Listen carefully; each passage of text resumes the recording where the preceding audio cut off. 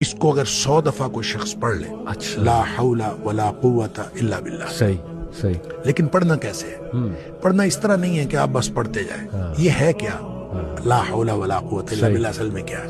हौल का माना भी कुव्वत है और कुव्वत का माना भी कुव्वत है। ला हौला वला कुव्वत, यूं कह लीजिए ना कोई इज्तिमाई ताकत, ना कोई इनफिरादी ताकत, इल्ला बिल्लाह, सिवाय अल्लाह के।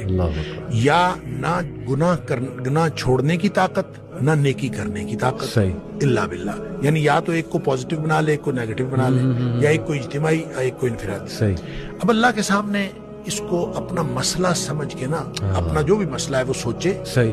और सोच के अपने अल्लाह के सुपुर्द कर दे। या अल्लाह, मेरी तो कोई ताकत नहीं, ना इनफिरादी ना इज्तिमाई, इल्ला बिल्लाह। हाँ, तू अता फरमाए ताकत तो हो सकती है। यूं मैं इसको कहता हूं, ये बेबसी का कलमा है। बेबस आदमी अपने अल्लाह के सामने बेबसी का इजहार करे इस कलमे के जरिए। सही सही। तो फिर ये नबी पाक सल्लल्लाहु अलैहि वसल्लम ने फरमाया, जिस शख्स ने कहा था ना मुझे वसवसे आते हैं, जी, आपने फरमाया ला हौल वला कुव्वता इल्ला बिल्लाह पढ़ा कर, तेरे वसवसे भी खत्म हो जाएंगे और इसके अलावा अल्लाह ताला तेरे 100 मसले हल कर देगा। वाह वाह। आप अंदाजा करें, एक शख्स के 100 मसले होते नहीं है।